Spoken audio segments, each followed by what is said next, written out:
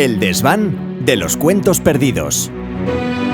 Relatos de misterio y terror por Ander Vildósola.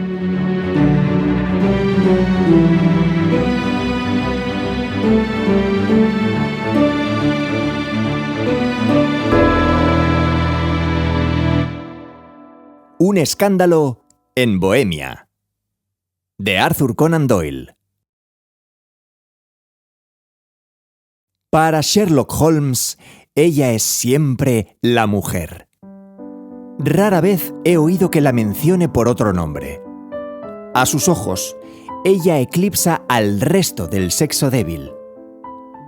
No es que haya sentido por Irene Adler una emoción que pueda compararse al amor. Todas las emociones, y esa particularmente, son opuestas a su mente fría, precisa, pero admirablemente equilibrada. Es, puedo asegurarlo, la máquina de observación y razonamiento más perfecta que el mundo ha visto. Pero como amante, como enamorado, Sherlock Holmes había estado en una posición completamente falsa. Jamás hablaba de las pasiones, aun de las más suaves, sin un dejo de burla y desprecio. Eran cosas admirables para el observador, excelentes para recorrer el velo de los motivos y acciones de los hombres. Pero para el razonador preparado, admitir tales intromisiones en su propio temperamento cuidadosamente ajustado era introducir un factor que distraería y descompensaría todos los delicados resultados mentales. Una basura en un instrumento sensitivo o una grieta en un lente finísimo no habría sido más perjudicial que una emoción intensa en una naturaleza como la suya. Y sin embargo, para él no hubo más que una mujer, y esa mujer fue la difunta Irene Adler, de dudosa y turbia memoria. Había visto poco a Holmes últimamente.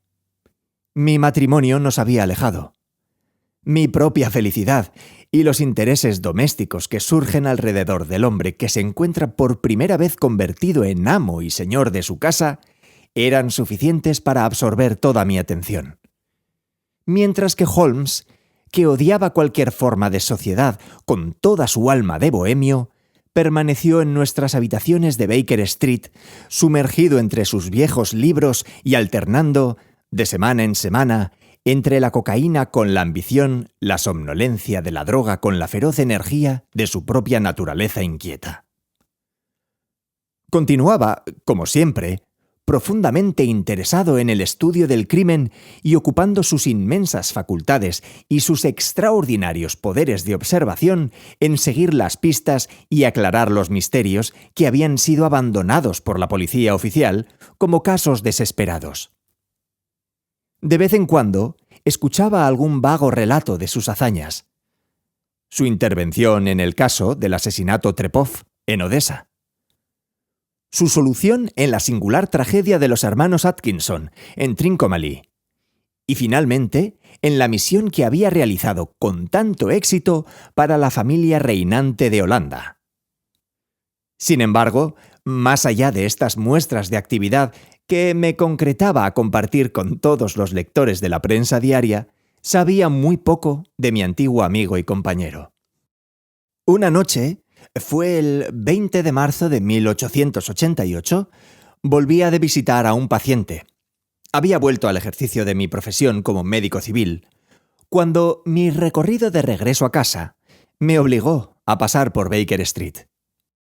Al pasar por aquella puerta tan familiar para mí, que siempre estará asociada en mi mente a la época de mi noviazgo y a los oscuros incidentes del estudio en escarlata, me sentí invadido por un intenso deseo de ver a Holmes y de saber cómo estaba empleando ahora sus extraordinarias facultades. Sus habitaciones estaban brillantemente iluminadas. Al levantar la mirada hacia ellas, noté su figura alta y esbelta pasar 2 veces, convertida en negra silueta cerca de la cortina. Estaba recorriendo la habitación rápida, ansiosamente, con la cabeza sumida en el pecho y las manos unidas a la espalda. Para mí, que conocía a fondo cada uno de sus hábitos y de sus estados de ánimo, su actitud y su comportamiento eran reveladores. Estaba trabajando de nuevo. Se había sacudido de sus ensueños toxicómanos y estaba sobre la pista candente de algún nuevo caso. Toqué la campanilla y fui conducido a la sala que por tanto tiempo compartí con Sherlock. No fue muy efusivo. Rara vez lo era. Pero creo que se alegró de verme. Casi sin decir palabra, aunque con los ojos brillándole bondadosamente, me indicó un sillón, me arrojó su cajetilla de cigarrillos y señaló hacia una botella de whisky y un sifón que había encima de una cómoda. Entonces se puso de pie frente al fuego y me miró con el detenimiento tan peculiar de él. «El matrimonio le sienta bien», me dijo. «Creo, Watson, que ha aumentado unas 7 libras y media desde que no nos vemos». «7», contesté yo. «Debí haber pensado un poco más antes de decir eso. Y veo que está ejerciendo de nuevo. ¿No me había dicho que intentaba dedicarse a su profesión? Entonces, ¿cómo lo sabe?» «Lo veo, lo deduzco. ¿Cómo sé que se ha estado exponiendo mucho a la lluvia últimamente y que tiene una criada torpe y descuidada?» «Mi querido Holmes», protesté yo, «esto es demasiado. Si hubiera vivido hace unos siglos, habría muerto en la hoguera por brujería. Es cierto que el jueves salí a dar un paseo por el campo y llegué a casa empapado, pero me he cambiado de ropa y no puedo imaginarme cómo deduce esto. En cuanto a Mary Jane, es incorregible y mi esposa la ha despedido. Tampoco imagino cómo logró adivinarlo». Holmes sonrió para sí y se frotó las manos largas y nerviosas. «Es la simplicidad misma. Mis ojos me dicen que en la parte exterior de su zapato izquierdo, exactamente donde alumbra mejor la luz, la piel está rasgada toscamente en 6 lugares, trazando rayas paralelas.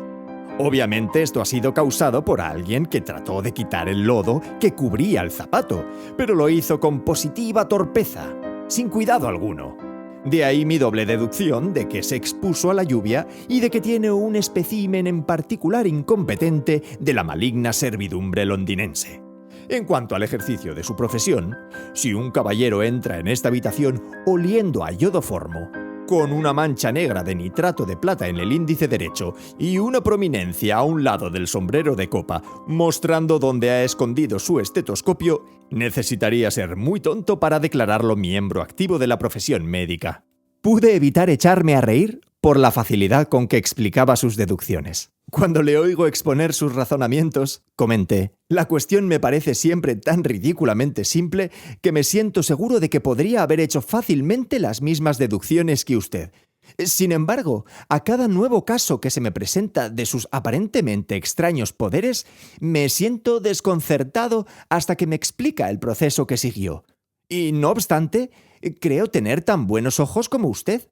«¿Es posible?», contestó encendiendo un cigarrillo y dejándose caer en un sillón. «Usted ve, pero no observa. La distinción es perfectamente clara. Por ejemplo, usted ha visto con frecuencia la escalera que conduce del vestíbulo a esta habitación». «Ciertamente». «¿Cuántas veces?» «Bueno, varios centenares de ocasiones». «Entonces podrá decirme cuántos hay». «¿Cuántos escalones? No sé». «Ahora comprende. Usted no ha observado, a pesar de haber visto. Eso es lo que quería decirle. Ahora bien, yo sé que hay 17 escalones porque he visto y he observado. Por cierto, ya que está interesado en estos problemitas y que ha sido lo bastante amable como para publicar 1 o 2 de mis experiencias, quizá le guste ver esto». Me entregó una hoja de papel grueso, de un suave tono sonrosado, que había estado hasta entonces sobre la mesa. «Me llegó en el correo de la tarde. Léala en voz alta». La nota no tenía fecha, ni firma, ni domicilio del remitente. Decía: «Visitará a usted esta noche, faltando un cuarto para las 8, un caballero que desea consultar a usted sobre un asunto de extrema importancia». Sus recientes servicios a una de las casas reales de Europa ha demostrado que es usted persona a quien puede confiarse asunto de tal importancia, que nada de lo que se dijera al respecto resultaría exagerado. Estos datos de usted de todas partes hemos recibido. Procure, por tanto, estar en su casa a esa hora y no se sorprenda si su visitante se presenta enmascarado. Este es un asunto realmente misterioso, comenté. ¿Qué cree que puede significar? No tengo datos todavía. Es un error capital tratar de formular teorías antes de tener datos. Insensiblemente, uno empieza a retorcer los hechos para que se adapten a las teorías, en lugar de que las teorías se adapten a los hechos. Pero, ¿qué deduce de la nota misma? Examiné con cuidado la escritura y el papel que habían usado para escribir. El hombre que la escribió está en buenas condiciones económicas, comenté, tratando de imitar el raciocinio de mi compañero. Este papel no puede adquirirse por menos de media corona el paquete. Es peculiarmente grueso y resistente. Peculiar. Esa es la palabra exacta, dijo Holmes. No es papel inglés. Colóquelo contra la luz. Lo hice y vi una E mayúscula con una G minúscula, una P y una G mayúsculas con una T minúscula, marcadas en la superficie del papel. ¿Qué deduce de esto?, preguntó Holmes. Es el nombre del fabricante, sin duda. O más bien su monograma. De ningún modo. La G mayúscula con la T minúscula significan Gesellschaft, que es el equivalente en alemán de compañía. Es la abreviatura acostumbrada equivalente a nuestra CIA. La P, desde luego, significa papilla. Ahora veamos lo de la EG. Consultemos nuestra guía continental. Bajó un pesado volumen marrón de uno de los anaqueles. Eglonitz... Aquí estamos, Egria. Es un país en que hablan alemán. En Bohemia, no lejos de Karlsbad. Notable por haber sido la escena de la muerte de Wallenstein y por sus numerosas fábricas de vidrio y papel. ¡Ajá! ¿Qué le parece eso, hijo mío? Sus ojos brillaban y arrojó una gran nube azulosa de su cigarrillo. «El papel fue hecho en Bohemia», exclamé. «Precisamente. Y el hombre que escribió la nota es alemán. Note la construcción un poco forzada de esa frase. Estos datos de ustedes de todas partes hemos recibido. Un francés o un ruso no hubiera escrito así. Es el alemán quien cambia la construcción de las frases en esa forma. Solo queda, por tanto, descubrir qué desea este alemán que escribe en papel bohemio y que prefiere usar una máscara a mostrar su rostro. Y aquí viene, si no me equivoco, a resolver todas nuestras dudas». Se escuchó el ruido claro de las herraduras de los caballos y el rozar de las ruedas sobre el pavimento, seguidos sobre el llamado brusco de la campanilla. Holmes silbó. «Son 2 caballos. Lo deduzco por el ruido de las pisadas», dijo. «Sí», continuó asomándose por la ventana. «Es un elegante carruaje con 2 verdaderos ejemplares equinos, cuando menos de 150 guineas cada uno. En este caso hay dinero, Watson, a falta de otra cosa. Creo que será mejor que me vaya, Holmes». «De ningún modo, doctor. Quédese donde está. Esto promete ser interesante. Sería una lástima que se lo perdiera. Pero, un cliente, no se preocupe por él. Quizá yo necesite su ayuda, o quizá él mismo la requiera. Aquí viene. Siéntese en ese sillón, doctor, y préstenos toda su atención». Unos pasos lentos y pesados, que se habían escuchado en las escaleras y en el corredor, se detuvieron exactamente frente a nuestra puerta. Entonces se escuchó un llamado brusco e imperativo. «Pase», ordenó Holmes. Entró un hombre que difícilmente medía menos de 2 metros de estatura, con el pecho y las extremidades de un Hércules. Su apariencia era la de un personaje rico con una ostentación que en Inglaterra se habría considerado muy cercana al mal gusto.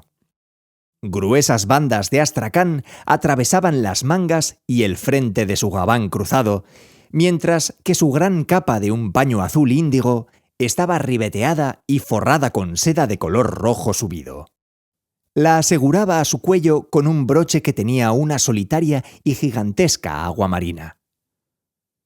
Las elegantes botas, que se extendían hasta la mitad de la pantorrilla, completaban la impresión de bárbara opulencia que sugería toda su apariencia. Llevaba en la mano un sombrero de ala ancha y su rostro estaba casi oculto tras una gran máscara negra en forma de antifaz que parecía haberse colocado en aquel momento, pues al entrar todavía tenía levantada la mano hacia la máscara. La parte inferior de la cara, que quedaba al descubierto, revelaba un hombre de carácter fuerte, con labios gruesos y prominentes y una barbilla larga y puntiaguda que sugería una resolución rayana en la necedad. ¿Recibió usted mi nota? Preguntó con voz áspera y profunda y con acento alemán muy marcado. En ella le avisaba que vendría. Nos miró a los dos, sin saber a quién dirigirse. Le suplico que tome asiento, dijo Holmes. Este es mi amigo el Dr. Watson, quien en algunas ocasiones ha tenido la bondad de ayudarme a solucionar mis casos.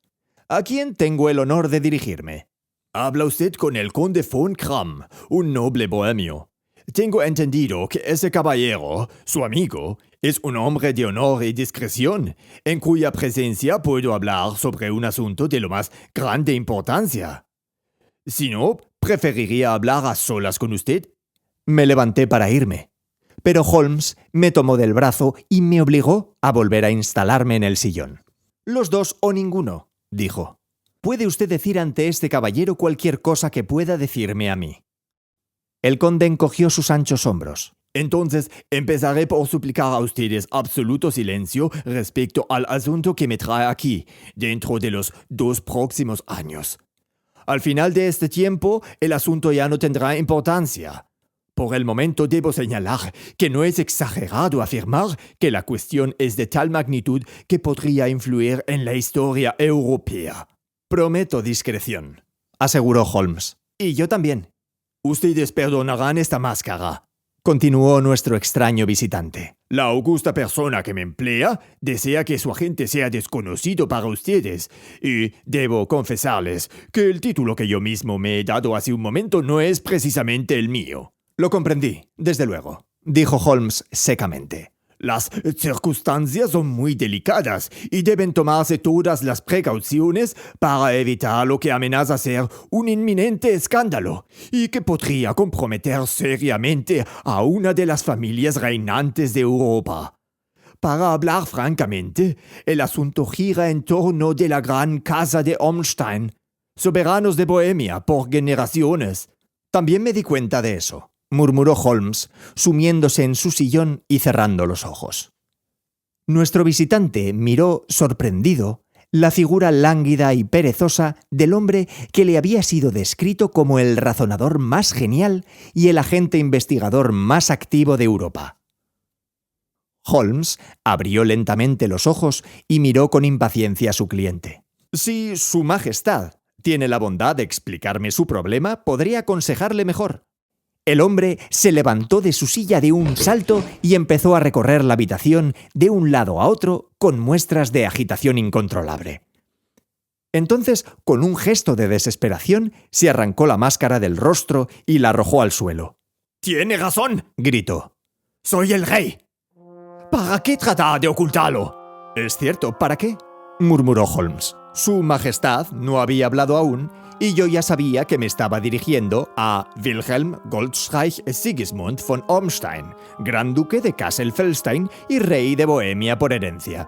«Debe comprender», dijo nuestro extraño visitante, sentándose de nuevo y pasando la mano sobre su ancha y blanca frente. «Debe comprender que no estoy acostumbrado a hacer estos negocios personalmente.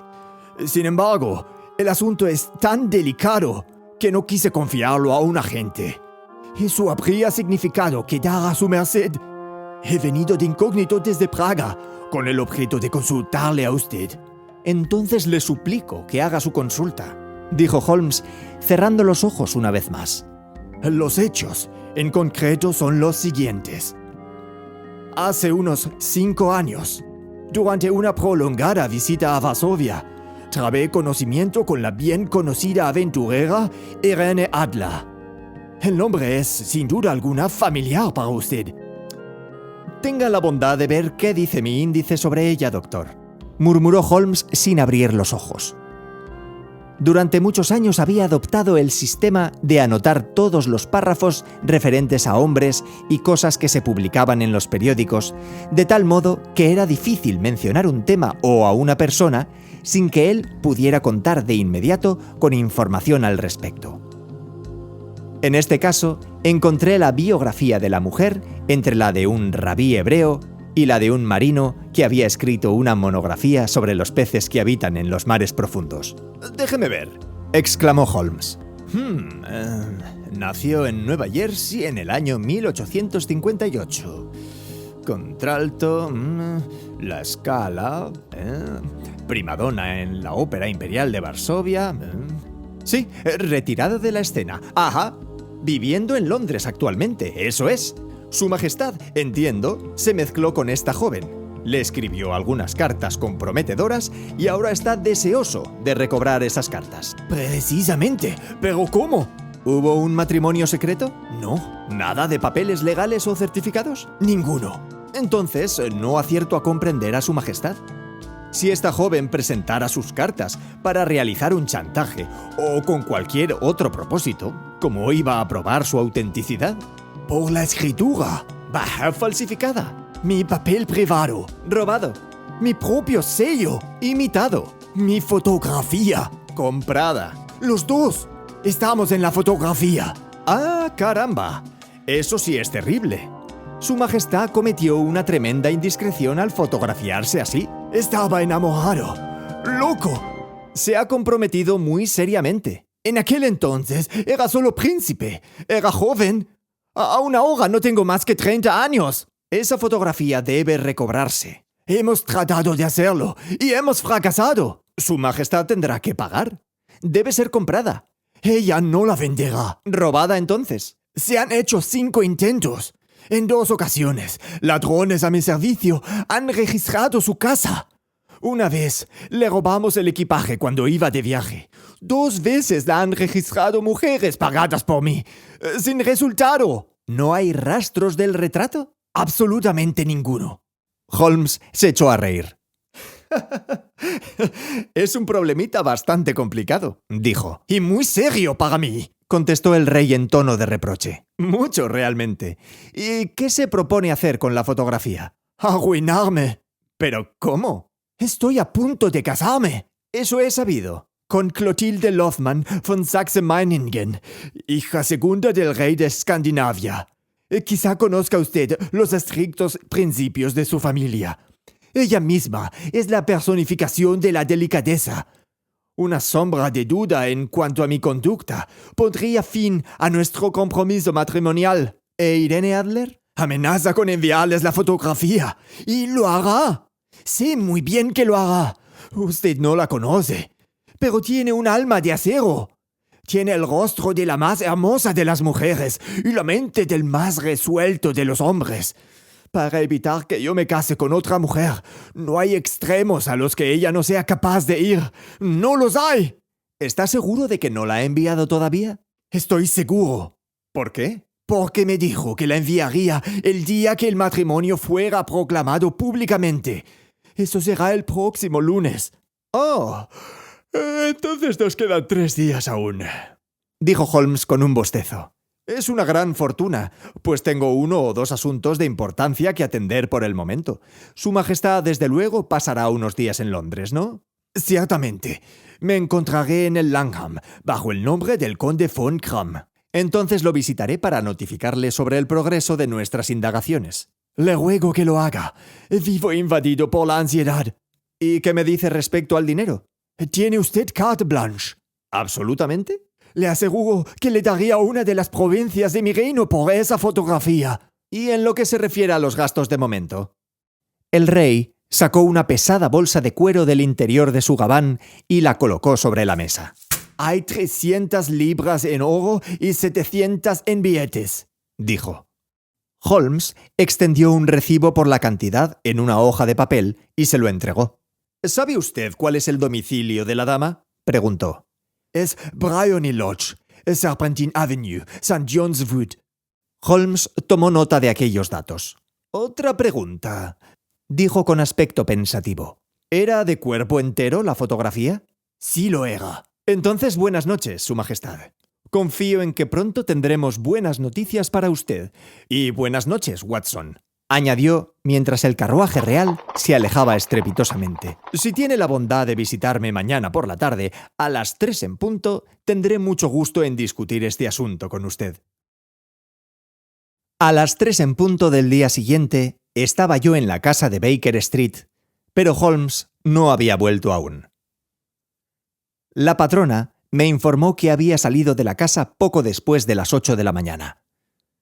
Me senté cerca del fuego, sin embargo, con intención de esperarlo por mucho que tardara en volver. El nuevo caso había despertado profundamente mi interés, porque aun cuando no estaba rodeado de la tragedia y de los aspectos extraños de los dos crímenes en que yo había intervenido antes, la naturaleza del caso y la importancia de su cliente le daban un interés especial a mis ojos. Además, aparte de la naturaleza de la investigación que mi amigo tenía a mano, había algo tan maravilloso en su magistral dominio de las situaciones y en su agudo e incisivo razonamiento que para mí era un placer poder estudiar su sistema de trabajo y seguir los métodos rápidos y sutiles por medio de los cuales desentrañaba los más confusos misterios. Tan acostumbrado estaba yo a su éxito invariable que la simple posibilidad de un fracaso me resultaba inconcebible. Fue cerca de las 4 de la tarde cuando se abrió la puerta y entró en la habitación un mozo de caballerizas, sucio, barbudo, con aspecto alcohólico, rostro abotagado y ropas destrozadas. Aunque estaba acostumbrado a la extraordinaria habilidad de mi amigo para disfrazarse, tuve que mirarlo 3 veces antes de estar seguro de que era él realmente.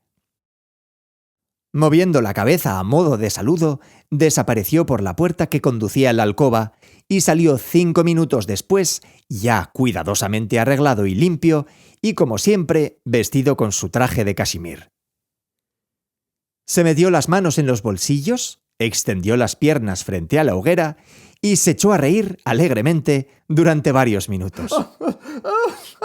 De vez en cuando lanzaba alguna exclamación ininteligible para después continuar riendo como un loco hasta que quedó inmóvil, exhausto sobre la silla. ¿De qué se ríe? De una cosa graciosa. Estoy seguro de que usted no podría nunca adivinar cómo empleé la mañana o qué terminé por hacer. No puedo imaginarlo. Supongo que ha estado vigilando los hábitos y probablemente la casa de la señorita Irene Adler. Exactamente. Pero me ocurrieron cosas en verdad extraordinarias. Salí de la casa poco después de las 8 de la mañana, disfrazado como mozo de caballeriza sin trabajo. Hay una maravillosa simpatía y camaradería entre los miembros de esta profesión. Pronto encontré Bryony Lodge. Es una villa amplia, con un jardín en la parte posterior, con una gran estancia a la derecha muy bien amueblada, con largas ventanas que llegan casi hasta el suelo, aseguradas con esos aldabones ingleses que hasta un niño puede abrir. A más de eso, no era un edificio nada notable. Observé que se podía entrar a una de las ventanas por el techo de la caballeriza. Di varias vueltas alrededor de la casa y la examiné desde todos los ángulos, pero sin notar ninguna otra cosa que despertara mi interés. Estuve vagando por la calle un rato y me fui acercando hasta el lado del jardín, en tanto que los mozos atendían a los caballos. Me presté a ayudarlos y recibí como compensación 2 peniques, un vaso de vino, un poco de tabaco corriente y toda la información deseable acerca de la señorita Adler, para no decir nada de media docena más de personas del barrio en quienes no tengo el más mínimo interés, pero cuyas biografías fui obligado a escuchar. ¿Y qué me dice de Irene Adler?, pregunté. Oh, ha vuelto locos a todos los hombres de esa parte de la ciudad. Es la muchacha más bonita que hay en este planeta, en opinión de los mozos. Vive tranquilamente, canta en conciertos, sale a pasear todos los días a las 5 y vuelve a cenar exactamente a las 7. Raras ocasiones sale a otra hora, excepto cuando canta. Tiene un solo visitante masculino, aunque es un visitante muy constante. Es un tipo alto, guapo y atrevido. Nunca la visita menos de una vez al día, y a veces lo hace dos. Es un tal señor Godfrey Norton. ¿Ve la ventaja de ser el confidente de un cochero? Mis amigos improvisados lo han llevado varias veces a su casa en Inner Temple y saben todo lo que se puede saber respecto a él. Mientras escuchaba todo esto, yo pensaba en mi plan de campaña. Este Godfrey Norton es evidentemente un factor importante en el asunto. Supe que era abogado. No pude menos de preguntarme qué relación existía entre ellos y cuál era el objeto de sus frecuentes visitas. ¿Era Irene su cliente, su amiga o su amante? En el primer caso, probablemente le había entregado la fotografía a él, para que se la guardara. Si era lo último, resultaba menos probable. Y de esta cuestión dependía que continuara trabajando en Bryony Lodge o que volviera mi atención a las habitaciones de este caballero en el Temple. Era un punto delicado y ampliaba el campo de mis investigaciones. Me temo que lo estoy aburriendo con estos detalles, pero tengo que explicarle estas pequeñas dificultades para que comprenda la situación. «Le escucho con gran interés», contesté. Estaba todavía estudiando mentalmente la cuestión cuando un coche se detuvo frente a Bryony Lodge y un caballero descendió de él. Era un hombre notablemente apuesto, moreno, de facciones regulares y espeso bigote. Evidentemente se trataba del caballero de quien había oído hablar. Parecía tener mucha prisa. Gritó al cochero que lo esperaba y pasó corriendo frente a la doncella que le abrió la puerta con la confianza de un hombre que está en su propia casa. Estuvo en el interior de la casa aproximadamente 1 hora. Durante este tiempo pude verlo a través de los cristales de las ventanas que corresponden a la sala, dando vueltas de un lado para otro y moviendo los brazos como si hablara con gran excitación. No vi a Irene Adler durante ese tiempo. Por fin salió con aspecto más agitado del que traía al llegar. Al subir al coche sacó un reloj de oro del bolsillo, consultó la hora y gritó con voz desesperada: «Vámonos como alma que lleva el diablo. Primero a Gross & Henke en Regent Street y luego a la iglesia de Santa Mónica en Edgware Road. Media guinea si logra hacer esto en 20 minutos». El coche partió y empezaba a preguntarme si no sería buena idea seguirlo, cuando salió de la caballeriza de Bryony Lodge un carruaje pequeño. El cochero traía la librea solo abotonada a medias y la corbata sin arreglar, como si hubiera sido llamado rápidamente. Apenas había llegado el carruaje a la puerta de la casa cuando Irene salió bruscamente de ella y subió con igual rapidez al coche. Solo la vi un instante, pero bastó para que notara que era una mujer encantadora con un rostro por el que cualquier hombre moriría con gusto. «¡A la iglesia de Santa Mónica, John!», gritó, «y te doy medio soberano si llegas en 20 minutos». Aquello se ponía demasiado interesante para que yo me lo perdiera, Watson. Empezaba a meditar en si debía arriesgarme a ser visto subiéndome a la parte posterior de su pequeño carruaje cuando se acercó por el otro lado de la calle un coche de alquiler. El cochero me miró con desconfianza, pero yo salté al interior del carruaje antes de que pudiera protestar. «A la iglesia de Santa Mónica», le ordené, «y medio soberano será suyo si llega en 20 minutos».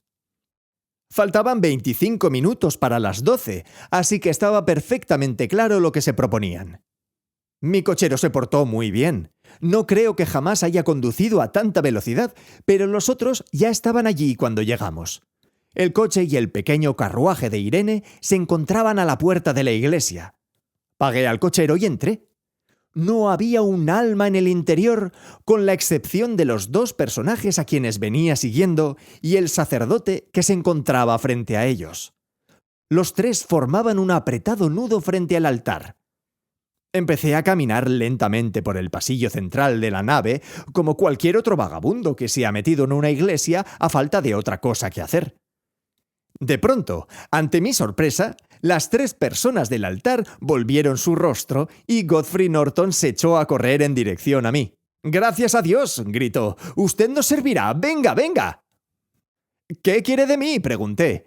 «Venga, hombre, venga. Es solo cosa de 3 minutos. Si no, no será legal». Casi me arrastraron hasta el altar y antes de que me diera cuenta de lo que estaba haciendo, murmuraba respuestas que me decían al oído y declaraba cosas de las que no sabía absolutamente nada. Simplemente estaba ayudando a realizar el acto de unir en matrimonio a Irene Adler soltera con Godfrey Norton soltero. Todo fue hecho en un instante y me encontré con una dama dándome las gracias por un lado, un caballero dándome las gracias por el otro y el sacerdote enfrente de mí haciéndome una leve caravana. Era la posición más extraña en que me había encontrado en mi vida y el pensar en ello fue lo que me produjo el acceso de risa que sufrí hace un momento. Parece que había cierta informalidad en su licencia y que el sacerdote se negaba terminantemente a casarlo sin un testigo. Mi aparición en la iglesia evitó al novio tener que echarse a correr por las calles en busca de un padrino. La novia me dio un soberano y pienso usarlo en la cadena de mi reloj en recuerdo de la ocasión. «Las cosas han tomado un curso inesperado», dije yo. «¿Y entonces qué pasó?» «Bueno, encontré que mis planes estaban muy seriamente amenazados. Parecía que la pareja se disponía a partir de inmediato y eso exigía medidas rápidas y enérgicas de mi parte. En la puerta de la iglesia, sin embargo, se separaron. Él se dirigió al Temple y ella a su propia casa. «Saldré al parque a las 5 como de costumbre», dijo ella al separarse de su flamante marido. No oí más. Partieron en diferentes direcciones y yo me marché para hacer mis propios arreglos. «¿Cuáles son?», pregunté. «Un poco de fiambre y un vaso de cerveza», ordenó Sherlock al ver entrar a la sirvienta, haciendo caso omiso de mi pregunta. «He estado tan ocupado que no he tenido tiempo de pensar en comer. Y estaré aún más ocupado esta tarde. Por cierto, doctor, quiero su cooperación. Encantado de servirle. ¿No le importa faltar a la ley? No, en lo más mínimo. ¿Ni correr el riesgo de ser arrestado? No, si es por una buena causa. Oh, la causa es excelente. Entonces soy el hombre que necesita. Ya sabía yo que podía contar con usted. Pero, ¿qué es lo que desea de mí? Cuando la señora Turner haya traído lo que le pedí, me explicaré con más claridad», dijo.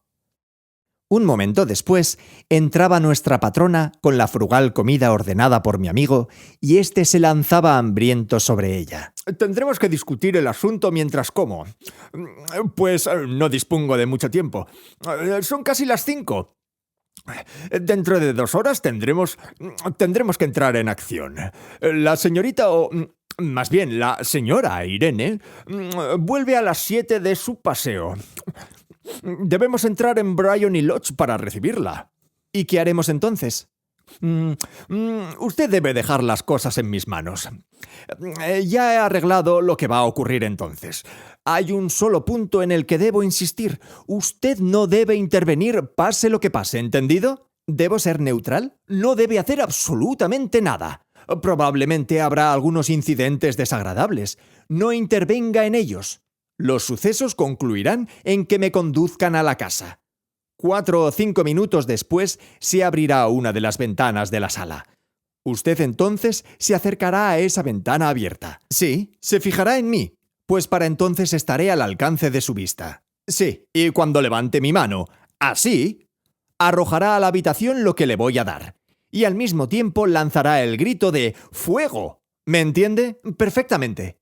No es nada notable», dijo extrayendo de su bolsillo un rollo con la forma de un habano. «Es un ordinario cohete de humo, que estalla por sí solo al chocar contra el suelo. Su misión se concreta a eso. Al dar el grito, atraerá probablemente cierto número de curiosos, pero usted debe caminar tranquilamente hacia la esquina de la calle y esperarme allí. Yo me reuniré con usted 10 minutos después. Espero haberme explicado con claridad». «Sí, yo debo permanecer neutral, acercarme a la ventana abierta para observarlo y arrojar este objeto a una señal suya al mismo tiempo que lanzo el grito de fuego. Entonces lo esperaré en la esquina de la calle». «Exactamente. Puede confiar en mí». «Está muy bien. Creo que es casi hora de que me prepare para el nuevo papel que tendré que interpretar». Desapareció en su alcoba y volvió unos minutos después en el personaje de un amable y sencillo sacerdote de la iglesia no conformista. Su ancho sombrero negro, sus pantalones sueltos, su corbata blanca, su sonrisa simpática y su expresión de benevolente curiosidad lo caracterizaban de un modo realmente notable. No era simplemente que Holmes cambiara de traje. Su expresión, sus modales, su propia alma parecían variar con cada nuevo papel que asumía.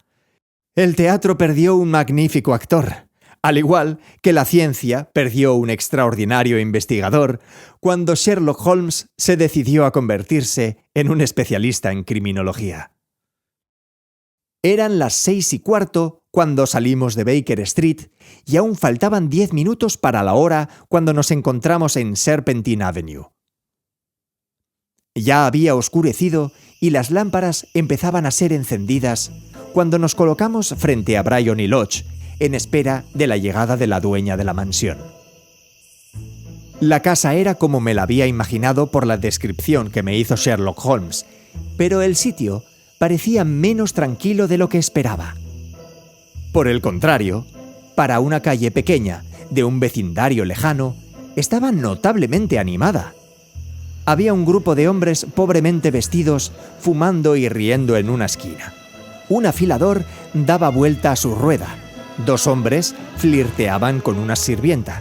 Y varios jóvenes bien vestidos recorrían la calle ociosamente de un lado a otro con cigarrillos en la boca. Como usted comprenderá, comentó Holmes mientras paseábamos frente a la casa. este matrimonio simplifica el asunto. La fotografía se convierte ahora en un arma de 2 filos. Todas las probabilidades son de que ella esté tan poco dispuesta a que la vea el señor Godfrey Norton como nuestro cliente lo está a que caiga en poder de su princesa. Ahora la cuestión estriba en dónde podremos encontrar la fotografía. ¿En dónde realmente? Es poco probable que la traiga consigo. Debe ser una foto grande y no resulta fácil para una mujer esconder algo así. Además, la han registrado 2 veces y debe sospechar que el rey está decidido a repetir la hazaña. Podemos dar por hecho entonces que no la trae consigo. ¿En dónde la tiene entonces? ¿Con su banquero o con su abogado? Esa es una doble posibilidad, pero no me inclino mucho a ella. Las mujeres son discretas con sus propios secretos. ¿Por qué había de entregarla a manos ajenas? Además, recuerde que ha resuelto usarla dentro de pocos días. Debe estar al alcance de sus manos. Debe estar en su propia casa. Pero la han registrado 2 veces. Bah, deben haberlo hecho individuos que no saben buscar. ¿Y cómo va a buscar usted? Yo no buscaré. ¿Qué hará entonces? Haré que ella me muestre dónde está. Se negará a hacerlo. No podrá. Pero ya oigo el rumor de las ruedas. Es su carruaje. Ahora cumpla mis órdenes al pie de la letra. Mientras decía eso, las luces de los faroles laterales de un carruaje trazaron la curva de la avenida. Era un carruaje pequeño que se detuvo a las puertas de Briony Lodge. En el momento en que lo hizo, uno de los hombres que se encontraban en la esquina corrió para abrir la portezuela con la esperanza de ganarse una moneda, pero fue empujado por otro de los vagabundos que había echado a correr con la misma intención. Una feroz reyerta se inició con aquel incidente. Los 2 hombres que antes habían estado flirteando con las sirvientas se pusieron a defender a uno de los jovenzuelos, logrando con su intervención solamente hacer más grande el escándalo. El afilador se entrometió también en el asunto y dio el primer golpe, dirigido a uno de los guardias. Un instante después, la dama que había descendido de su carruaje era el centro de un pequeño nudo de hombres que se lanzaban puñetazos y patadas a diestra y siniestra. Holmes se introdujo en la multitud para proteger a la dama, pero en el momento en que llegaba a su lado, lanzó un grito, cayó al suelo y la sangre empezó a manar abundantemente de su rostro. Al verlo caer, los guardias se echaron a correr en una dirección y los vagabundos en otra, mientras que un grupo de personas mejor vestidas que habían observado la pelea sin tomar parte en ella, se acercaron para ayudar a la muchacha y para atender al herido. Irene Adler, como la seguiré llamando, había corrido hacia los escalones de su casa, pero al llegar a lo alto de ellos se detuvo, con su figura excepcional claramente delineada por las luces del vestíbulo, volviendo la mirada hacia la calle. ¿Está mal herido el caballero?, preguntó. ¡Está muerto!, dijeron varias voces. ¡No, no! ¡Todavía está con vida!, gritó alguien. Pero morirá antes de que pueda ser conducido al hospital.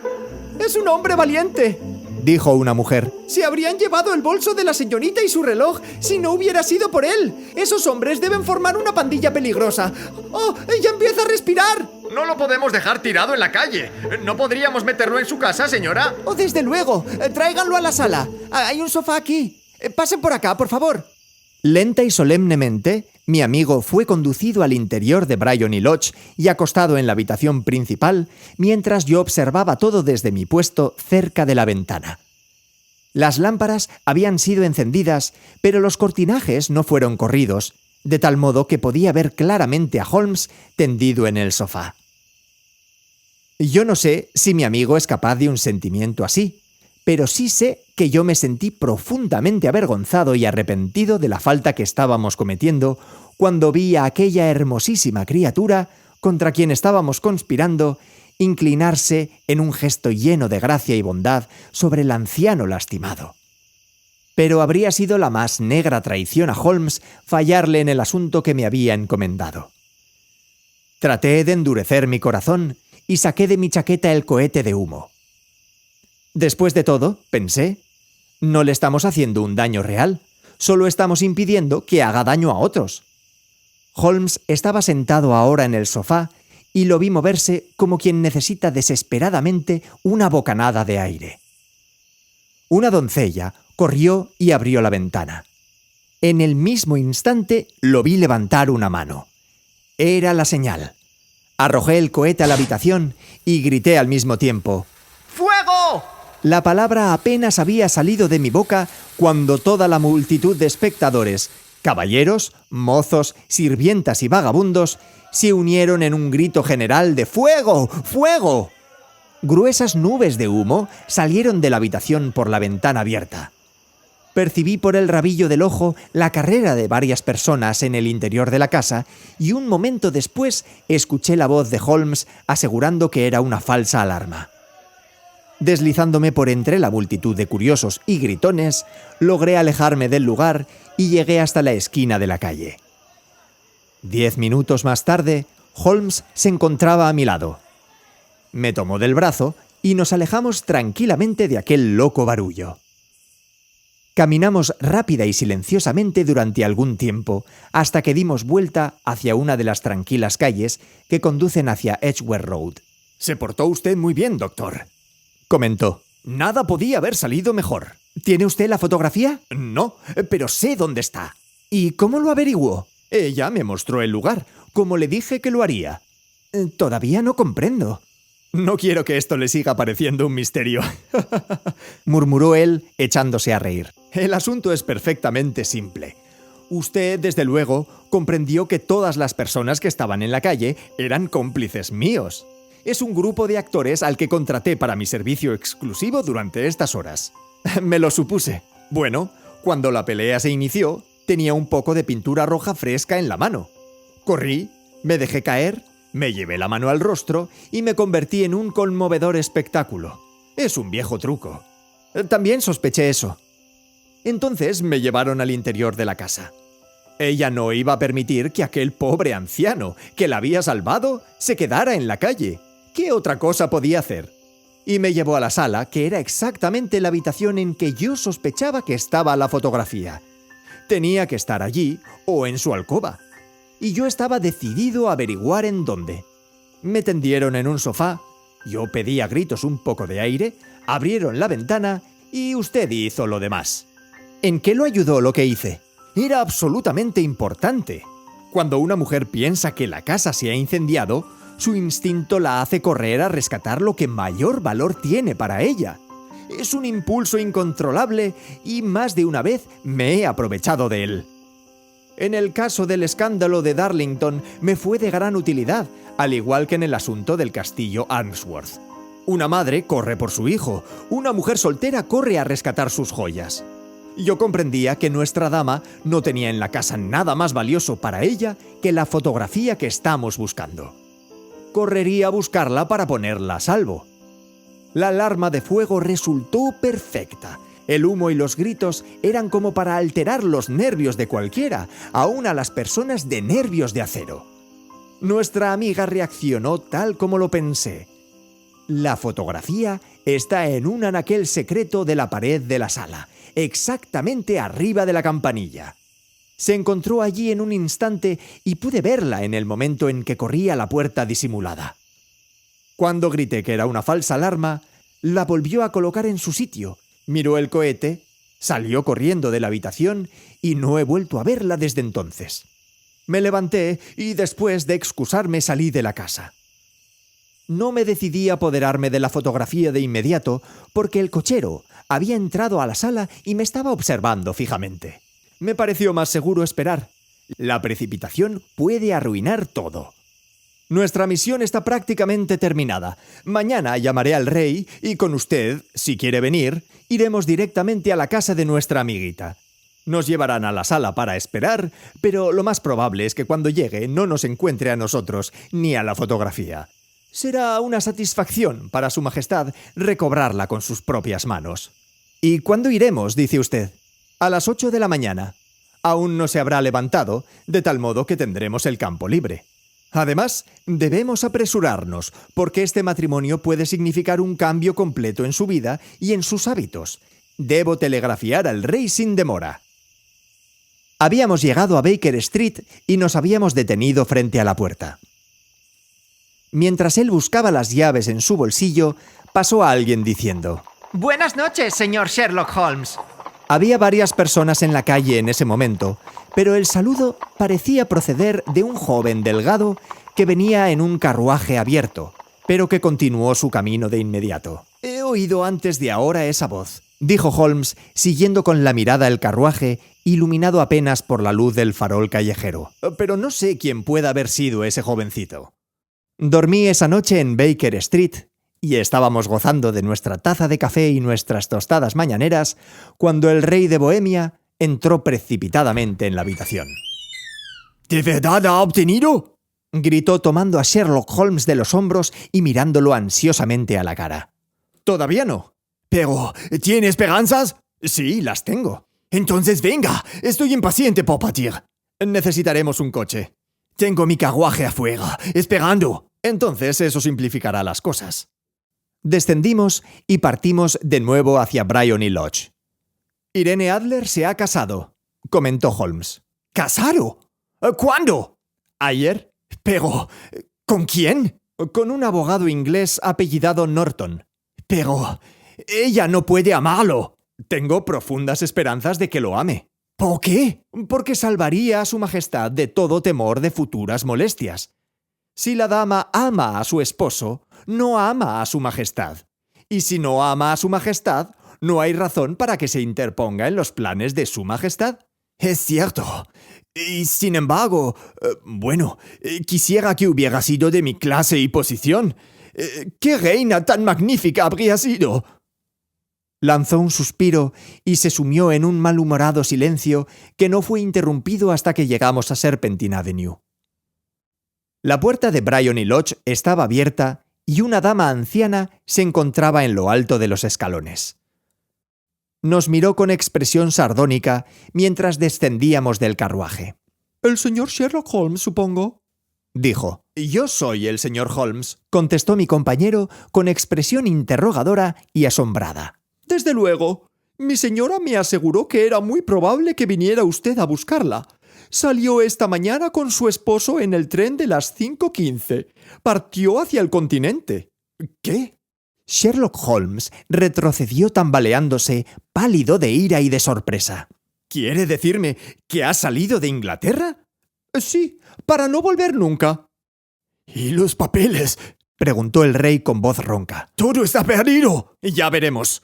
Empujó a la sirvienta a un lado y corrió hacia la sala, seguido por el rey y por mí. Los muebles estaban esparcidos en todas direcciones. Los anaqueles se veían vacíos. Los cajones estaban abiertos.